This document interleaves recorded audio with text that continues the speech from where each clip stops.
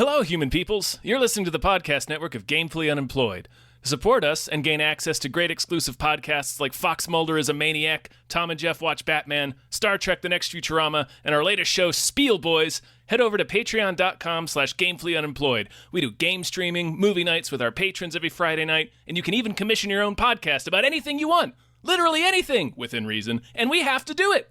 You are quite frankly out of excuses not to go visit patreon.com/gamefullyunemployed. That's patreon.com/GAMEFULLY unemployed, which is spelled like it sounds.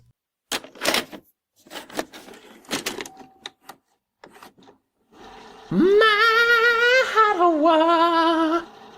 What? My Ottawa. Oh, they should make that. Should make it. That should be the follow-up. That should be the follow-up. Yeah. Hi, everyone. Hello, everyone. My name is David Bell. My name is Tom Ryman. And we just watched My Winnipeg. It's not yours.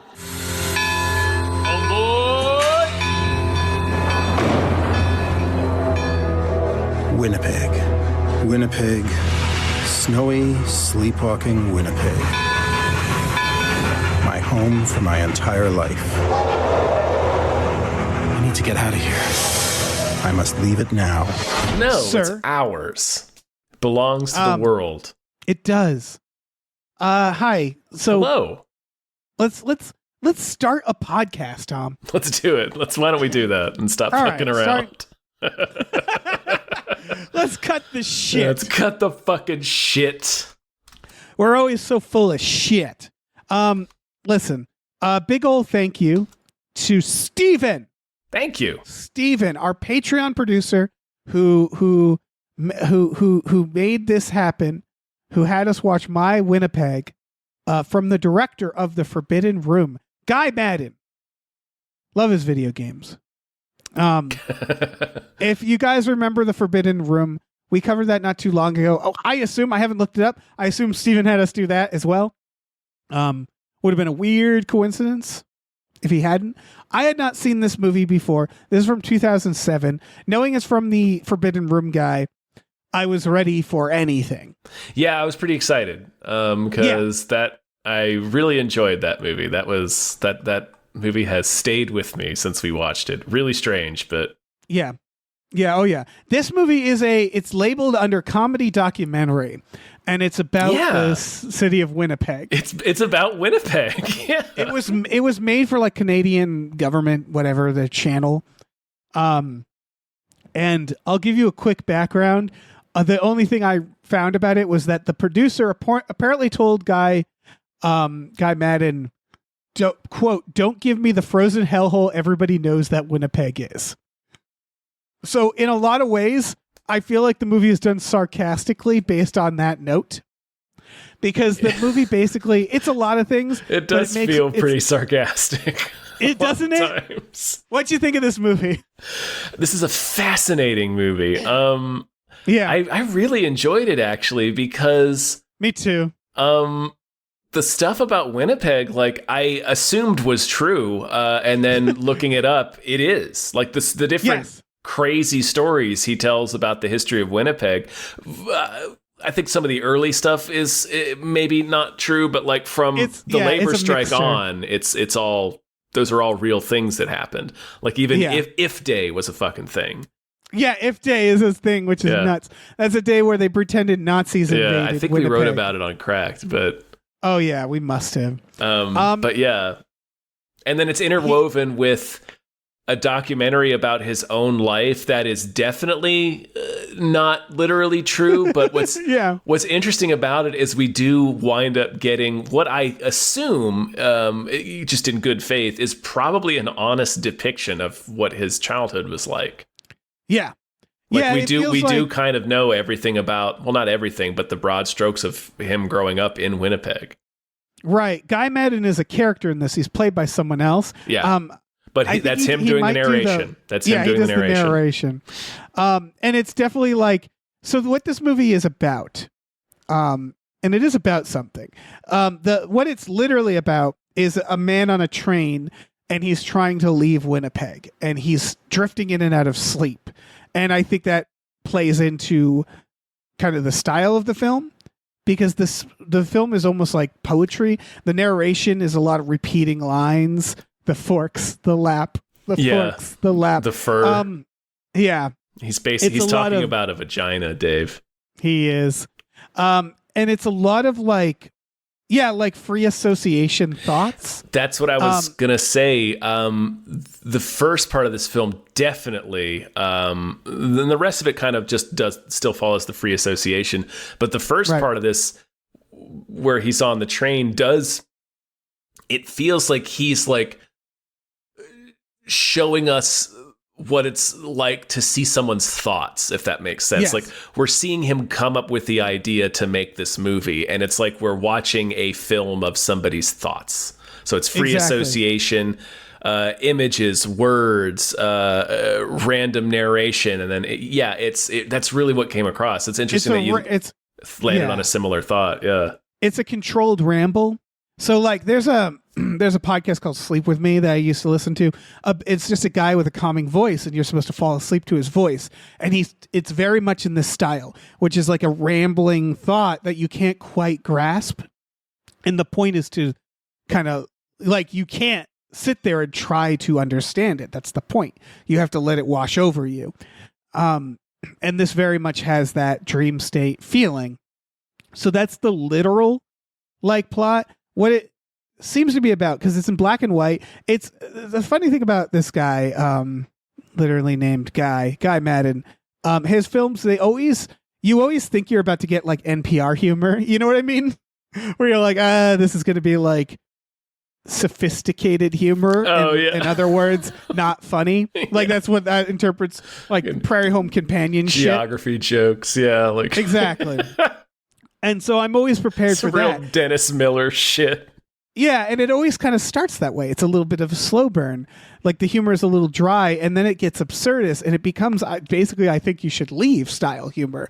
And you're like, I think we said Adult Swim for the Forbidden Room, and this has a similar vibe to it for a lot of it. Right. But it also all fits, so most of this movie is in black and white, except when it's not. And I don't know if you got this impression, but I think the movie is ultimately about nostalgia. It's called My Winnipeg, and it's about the ownership of nostalgia, the idea, and how silly that is, and how like insidious and weird people can get about their nostalgia, because that's ultimately what he goes into, right? The movie starts getting hostile. It starts getting like hostile towards change, and like, what we slowly realize is that the narrator is kind of out of his mind a little bit. But it's, I think so. I think it's more specifically, not necessarily, I don't think it's as literal. I feel like it's more just about nostalgia and about that experience of losing pieces of it. Yeah. Like it's like he starts getting hostile when he's talking about the hockey rink that like this department store he loved to go to got knocked down, and they replaced it with this hockey rink that's too small to hold a professional team, and so it's never has anybody in it, and it's just this big eyesore, and everybody hates it. And then like the old hockey rink that has all the history where his dad worked, that one got knocked down. And that's when it cuts to color. When it shows the demolition, the new things he hates, because they're not his memories. That's not his nostalgia. And so, like, that's what I mean is like it's not making fun of nostalgia. It's talking about how silly and sad and like weird it is, nostalgia in general. And the fact that he ties it with his family is so perfect, because that's what nostalgia really is, right? It's us remembering the things we liked when life was simpler, or life was he has this. Better. There's I think it's the final line of the narration where, and I should have written it down, but I got it. Oh, you do? Great. The white block house is how he describes his house. That's the last line. Oh, he also calls it a big cube of home, but that might not be. No, that wasn't one. That wasn't the one I was thinking. It's one slightly before that, where he's talking about over time, as you get old enough, you start to spend more time looking at the stuff in the background of the pictures instead of the people in them. Oh yeah. And I think it is definitely about how silly nostalgia is, because he waxes so nostalgically for these department stores. Right, that's the point, right? It's the way people get mad about, my Transformers was better than yours, where it's like, it's silly when you step back from it, but it's also like, there's a real emotion there. That's what I was getting to. Is it's no less powerful or real. Like he feels real loss at the demolition of this hockey rink and the demolition of the department store. And it's more explicit with the hockey rink because he more explicitly connects it with his dad. Like he calls the hockey rink, that was my male parent. Exactly. Yeah. So you start, he does this thing, and he does it for comedic value as well, where he just like lets go a little too much information. He does, yeah. I love how much he emphasizes how dead the family dog is. Yes, like every time he mentions Toby, he's like, dog. Dead Toby. Yeah, it's so good. Yeah, so the absurdist humor of it all, it's this is a great movie to watch if you want to break down how absurdist humor works, because there's levels to it. The one that the just we're skipping around so the idea is he starts to recreate his childhood. Mm-hmm. He wants to film. It's very Nathan Fielder. It's very Nathan Fielder. Yeah, the idea is he's going to hire a bunch of actors and his actual mom, who is not his actual mom. Who was not his actual mom, but Anne Savage, the actress, but to recreate his childhood moments so he can untangle himself from Winnipeg, as he puts it, so he can understand why Winnipeg has this grip on him. And the whole time, again, he describes Winnipeg as this mystical place. And that's part of the absurdities, the secret roads of Winnipeg. Yeah. And like he makes it sound like this really like, again, it's part of the nostalgia, right? Yeah. Everybody's town is the most spectacular. Has these odd stories to them too. They're so mundanely odd, but odd nonetheless. Yeah. Like he mentions they have a big like garbage hill or something. And where I grew up in Hampton Roads, we have Mount Trashmore. We had the exact same thing. Exactly. Whereas they just took a landfill and they covered it over with dirt and made it into a big hill. Now it's a park. Yeah, like, the smallest park in this really resonated because our town had a giant milk bottle that was like got graffitied and was a big deal because it was like the oldest thing in the town, and well, not the oldest because it's New England, but it was like from I don't know the 50s or 30s, and then they like had the U.S. Army come to like protect and move the milk bottle, and it was like this big deal. Yeah, and it's like it's just a giant milk bottle. That's it. There's something else I wanted to point out related to that, because I'm not sure that it's certainly there is an element of how silly or it doesn't make logical sense that he's certainly trying to point out. But there's something about the tree specifically, and then about just the tree was Well, just real quick, just how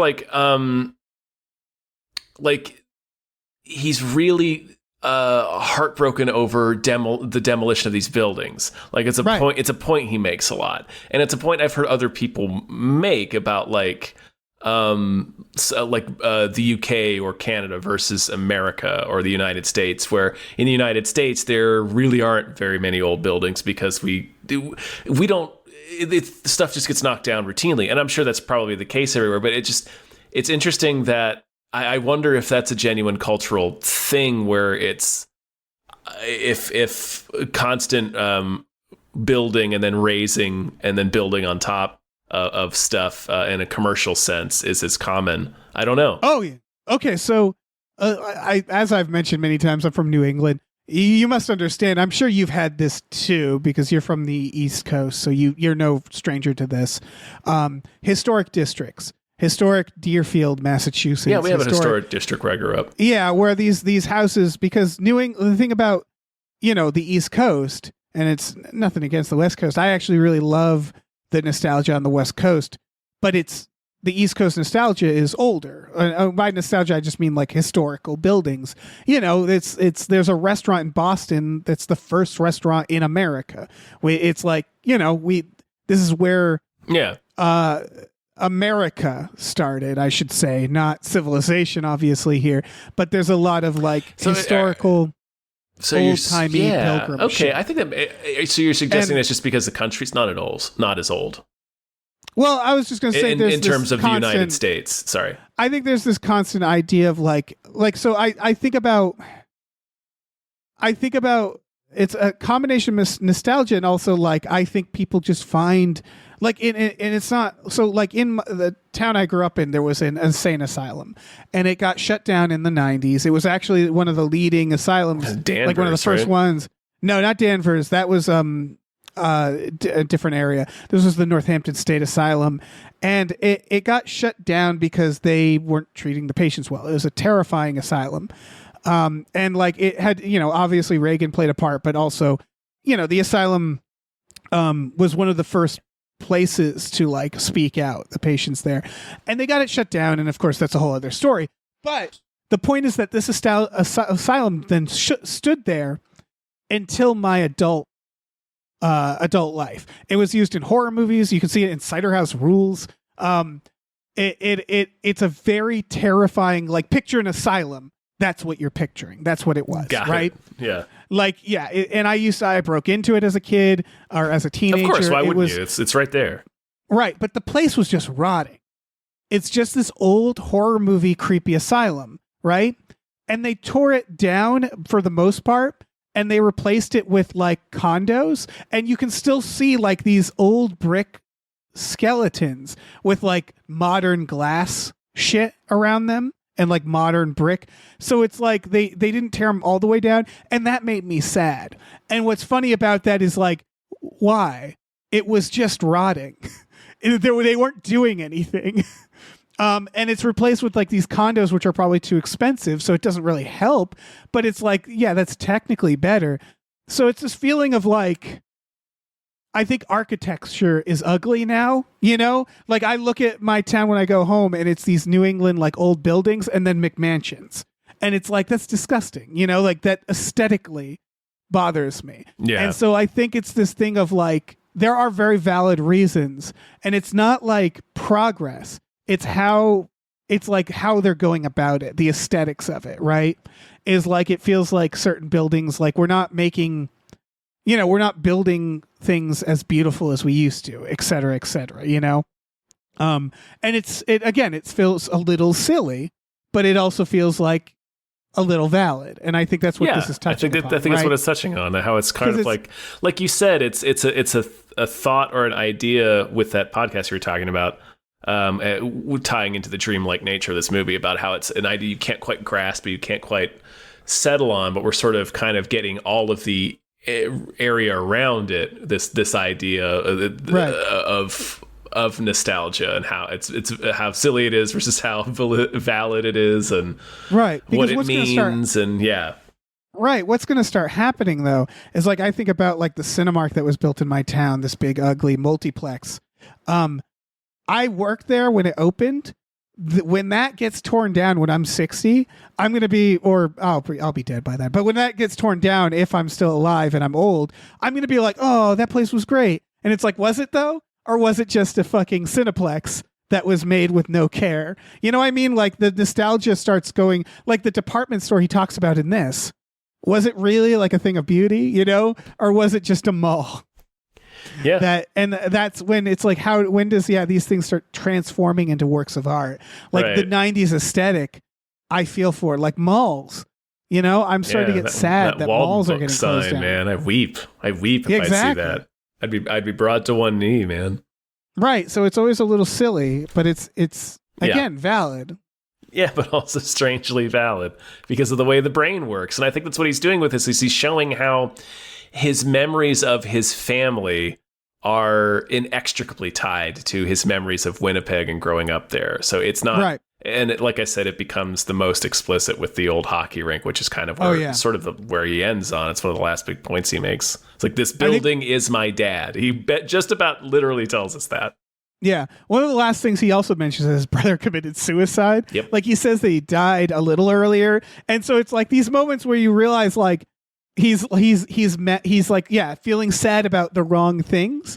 Like he's projecting. And that's what nostalgia is, right? Yes. Which is like, if a mall is torn down, I'm not thinking about, oh, I loved the concept of that mall. It's like, no, there goes all my memories. Brother. Yeah. Yeah, you tore down all the memories. I can't go in there and see those places again. Because I think we're very connected to locations. We love monuments. We love historical sites. We love being in those places. And so when they're torn down, and that means they're not deemed important enough to preserve, right? But it's like, for us, they were important enough to preserve. Yeah. They're monuments in our own minds. Yeah. Yeah, exactly. And that's what this is exploring. And again, it's doing it with very absurdist comedy, because what happens is, so he gets these actors together and his mom, and like the first time they do it, he's like, they rent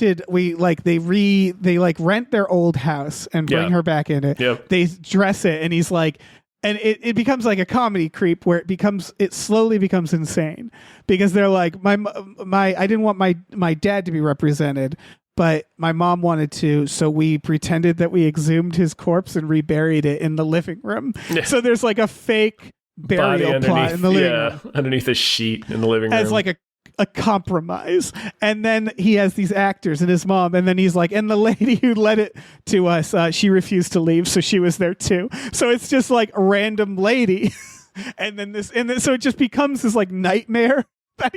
And then he starts getting mad at the actors for not reenacting it right. So it just slowly twists into this like Lynchian like horror show where it's just him yelling at actors in this room with a random lady and his own mother for not doing the things right that he wants. And you slowly realize like he's completely, and he starts and then he talks about how his mother can't deliver the lines. And and he thinks it's like purposefully to antagonize him. And he goes like very telling about his mom doing this. And it's like, no, I think she's just nervous. So like you slowly get this portrait of him where you're like, oh, you're out of your mind by the end of this. And then his versions of the little reenactments he has them do are so over the top and impossible. But like I mentioned earlier, you do get a decently clear picture of what we assume is probably a relatively honest portrayal of how he grew up. Like we know he grew up in this block house that he shared with several generations of his family. It was like kind of like a boarding house almost, and he and his family were on the top level. It was a hair salon on the bottom level that his mom cut hair, and he loved listening to all the gossip. Yeah, and he talks about smelling the smells of female vanity and desperation. But again, he uses that to show like weird, deep-rooted issues. Yes. Where it's like he talks about like covens later of like all the bordello like women like getting together. Yeah. and it struck me as like this same idea as like him listening in on these women and their conspiracies downstairs. Like he does a good job at kind of like taking the piss out of himself by what I assume, like you're saying, is a fairly honest portrayal of his childhood. Right, like you can kind of see the outline of what is probably what it was really like. like we know his dad worked at this hockey rink. Like we knew he spent a lot of time there. Like we know what his siblings all did. It was really interesting that to have it be these absurd reenactment scenes, but there even so you still do kind of get like a picture of like, oh, I bet this is probably something that happened. How this event really looked. Yeah. A good example, because this is also like, again, the school of I Think You Should Leave, how to craft a absurdist sketch. The deer scene really summed it up for me. So the idea is that he reenacts a scene where his sister hit a deer and she came home to tell his mom about it. And the mom basically is like, I know what you were really doing. You were having sex with boys, is the mom's accusation. Right. And the car is smashed in and covered in blood and fur. Covered in blood and fur. And she shows her mom that. And she's like, this just proves it. And so you have this first step, and this is like SNL sketch, right? Where it's obvious that she killed a deer. There's blood and fur, and the mom won't believe it for some reason. But then the I Think You Should Leave reveal is that the mom is right. And the sister did, in fact. She starts getting defensive and being like, you won't let me do anything. And basically the realization is like, no, she actually did go out and have sex. Yeah. And the deer is a cover. Yeah, just and like, I'll never see him again. Yeah, it's the perfect like step-by-step absurdist humor because by the end you feel gaslit. Like the idea is like you feel like the characters are insane, and then by the end you feel like you're insane. Well, then it cuts back to him because he introduces the idea of this reenactment by saying, let's see if it was this huge fight between my sister and my mom. I forget what the consequences all were, but he's like, I wanted to see in the reenactment whether it really was my sister's fault or if my mom was perhaps to blame. And then you see this outlandish scenario where, as we described, and it cuts to his narration comes back in. And he's like, yeah, my mother really did always have a power where she could just look at you and read right into your thoughts. Like he... like he gaslights himself with his own absurdist sketch. Exactly, because like clearly what happened wasn't the sister confessed. But he adds that. And like this, again, it's I'm sure there's a real occurrence happened here, but he gaslights himself into believing that. Right. Like I wouldn't be surprised if an actual event in his household was his sister came home and said, I hit a deer, and their mom was like, no, you didn't. You were out with boys. I can believe that happened. Yeah, that's a good excuse. No. I assume in that version, like the car was fine or something like that, or like, or the mom was being paranoid. But yeah, just bringing it. They later do the same thing where the last memory he reenacts is his mom being too tired to cook them dinner, and like what he's actually talking about is his mom probably getting sick or being in her old age or something, and they make her just seem selfish about it, where she's just like, I don't want to anymore. You do it yourself. And she keeps saying, I don't have any other recipes. Is the reason? Which again, absurd. It's a very Tim Robinson thing to say. Yeah, she ran out of recipes. I don't have any more recipes. They then sick the parakeet on her. And the little boy, I think portrays him, goes, spray your filth in her hair to the parakeet as it attacks her. And then he tells another story about how his mother murdered a parakeet in one blow. A 75-year-old parakeet. Yeah, he's like just snuffing out 75 years. She slammed it on the floor. It's very funny. Because again, it's like you can't tell like what is the actual memory, what isn't. Because then you think about like the mythology that happens, right? Where when you're a kid, you're told a story from your parents' point of view, and maybe you don't understand what all the words mean, and maybe you interpret them to mean something else. And then you like grow up and you like forget the specific words. You just remember the broad strokes, right? So like if you don't talk to your parents about this sort of stuff, you end up like making up these wild stories, I think, based off like them exaggerating probably in the moment.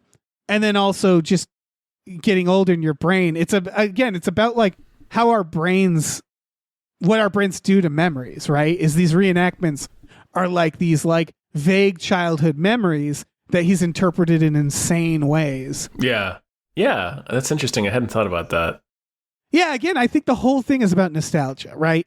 It's the entire thing. My Winnipeg, the black and white, the dreamlike state, the absurdist interpretations of events, the weird anger, and like the way he's describing everything. He describes it like things like Hunter S. Thompson. Like it's really like the War of the Grid, the two sets of streets in Winnipeg, the back roads. Yeah.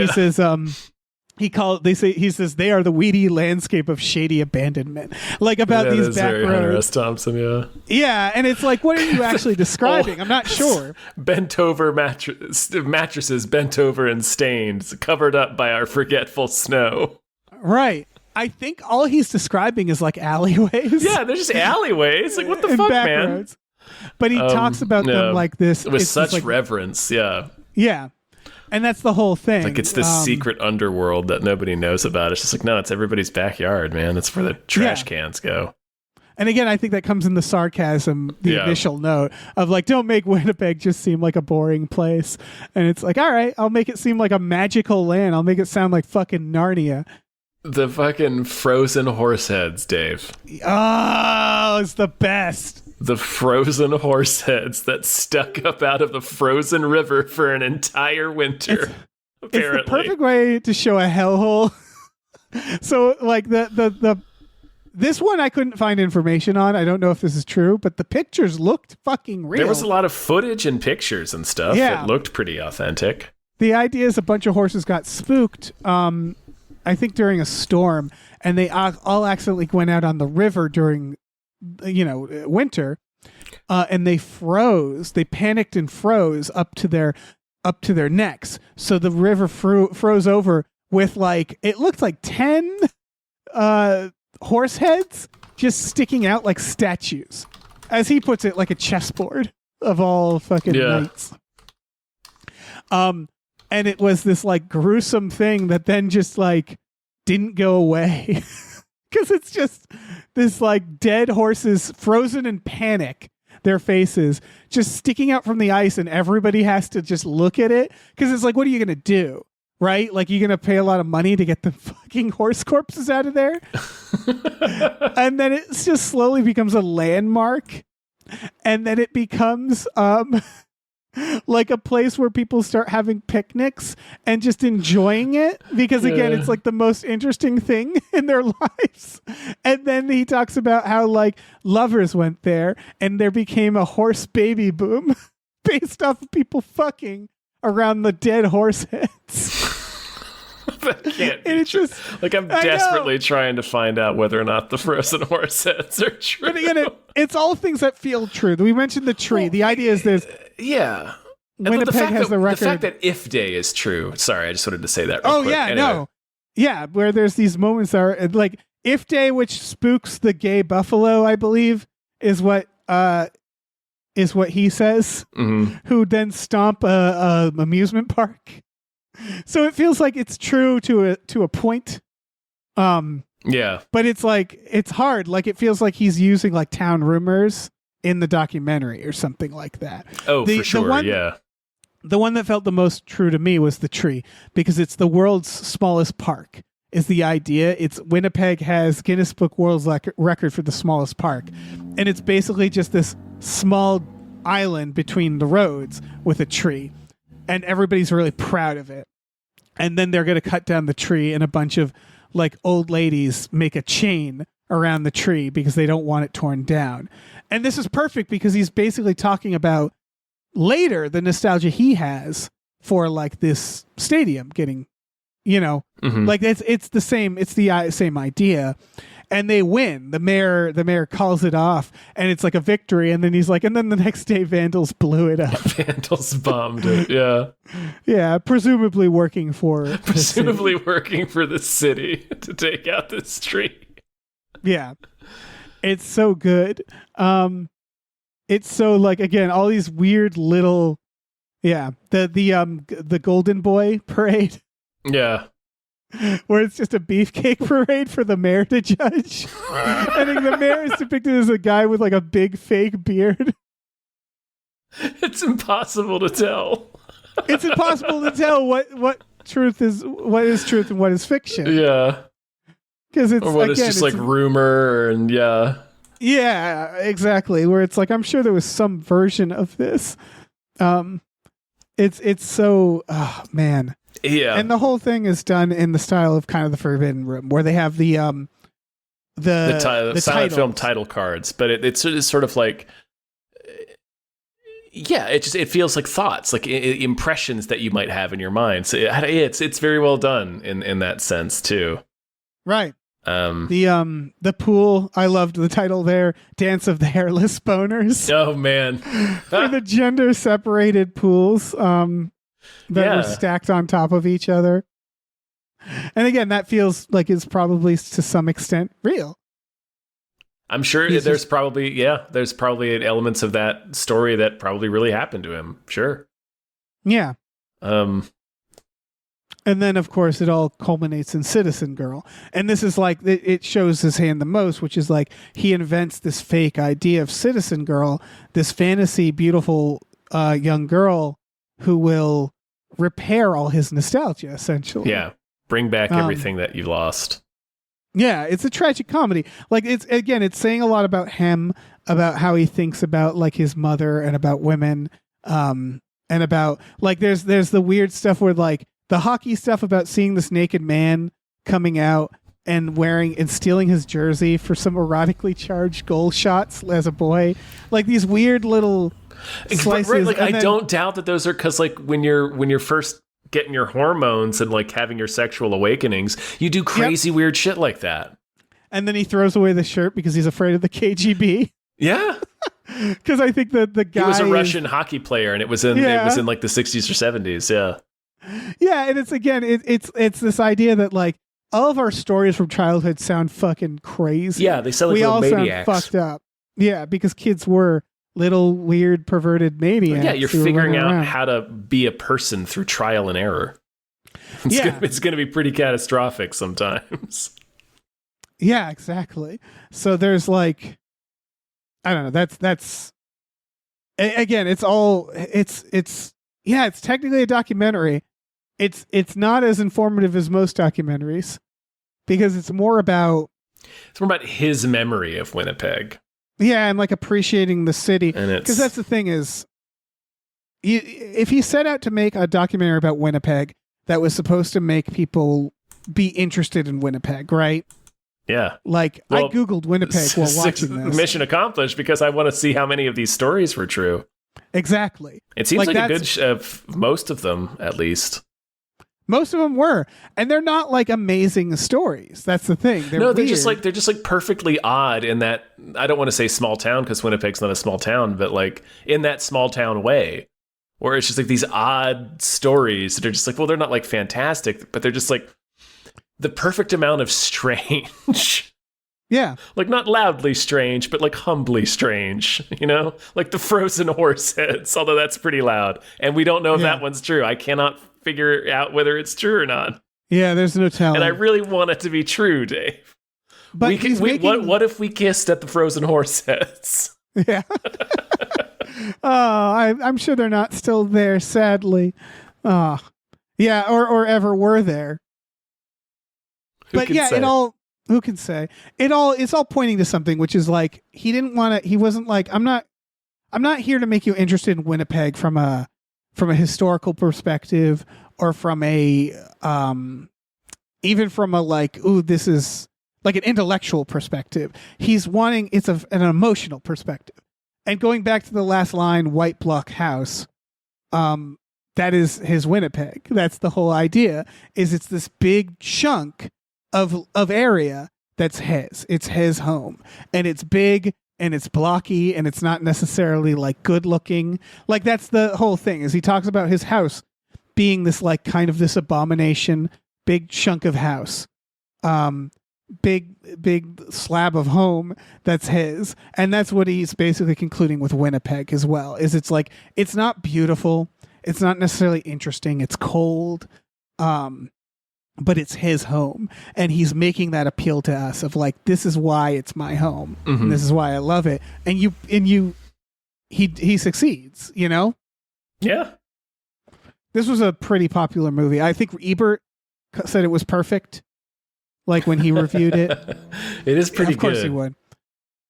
Yeah, his review was basically something along the lines of like, there's not enough stars for this. Like he did it 4 out of 4 stars and was like, if I could give it more stars, I would. Like this is, yeah, it makes sense because like, it's not the most exciting movie, but it's for what it is, a found footage, black and white documentary on Winnipeg. It had me howling, you know, like I fucking had a great time watching this. Oh man, what was it, the line that I wrote down where he's inventing his fake hockey teams, and then he's just naming all the different players, and he gets to Frankie Fredrickson, the most beautiful of all the Falcons. That made me laugh really hard. It's so good. Again, there's so many influences in the sense of like, I feel like Nathan Fielder, because this was 2007. Mm-hmm. I feel like a few comedians got, like they took some notes from this. But then it also feels inspired by, like, again, a lot of Hunter S. Thompson lines. When he talks about the month of January and the cold, he says, the condoms come off. These are the bareback months of Winnipeg. That's such a good line. That's an incredible line. Because it's both absurdist and you're also like, I understand completely what you're saying. Like this insanity, like it all clicks exactly. Like I know exactly what you mean. It's so good. It's such good writing. I need to watch more. You know, I love just fucking getting through these Guy Madden films because let's see, this was before, by the way, and you can tell it's before Forbidden Room, I believe. Yeah, Forbidden Room was 2015. And, like, you can sort of see him, like, finding that style in this, I guess. You know? Interesting. Okay. Yeah, I don't know anything about him apart from we watched Forbidden Room last time. Oh, I just mean Forbidden Room. You can see a lot of the influences in this, right? Where it's the title cards. Very much stuff. so, yeah. The train. He loves trains. He loves, like, you can see the style. Like, this I feel like is just as realized, but, like, obviously he's going for a different thing. I gotta watch. Apparently he did The Green Fog, an interpretation of Vertigo, using found footage of old films. Oh Lord. Yeah, I need to know what that is. It's only an hour long. That sounds kind of insane. Yeah, quietly out of its mind. Yeah. But I bet that's a lot of fun. Shit. I don't don't really have anything else to say, man. It's a fascinating movie. Fascinating. This guy, I don't know. He kind of gets me.